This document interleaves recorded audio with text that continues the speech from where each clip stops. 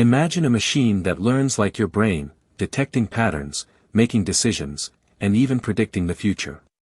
That's the magic of neural networks, and today, I'm going to show you how they work, from basics to breakthrough applications. A neural network mimics how our brains work, using interconnected nodes, or neurons. Data comes in, gets processed through hidden layers, and outputs predictions or decisions. Simple as that. Let's break it down further. The core components of a neural network are: input layer, where the data enters, like sensory inputs to the brain. Hidden layers, the thinking layers, transforming data to recognize patterns. Output layer, the final decision or prediction.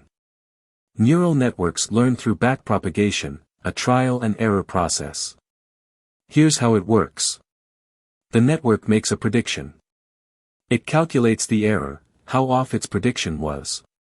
The network adjusts the weights of the connections to reduce that error. Over time, it improves and becomes a trained model. Real-world example for backpropagation. Imagine you're learning to play basketball. You take a shot, miss it, and then adjust your aim based on the feedback from your miss. You repeat this process until your aim improves. That's exactly how backpropagation works. The neural network keeps adjusting until it gets it right.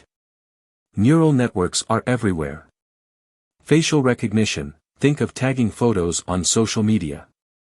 Language translation, instant communication across languages. Self-driving cars, helping vehicles navigate on their own.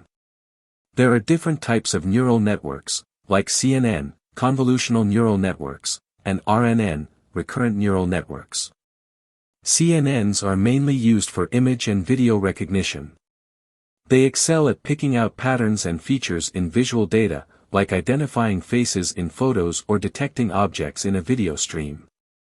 RNNs are mainly used for sequential data, such as text or speech. They're great for tasks like language translation or speech recognition, where the order of the data matters. Even neural networks have their challenges. They need tons of data to work well, and sometimes they can make mistakes if they don't get enough variety in their training. This is why having good data is so important. That's neural networks simplified. Got questions? Drop them in the comments, I'd love to hear from you.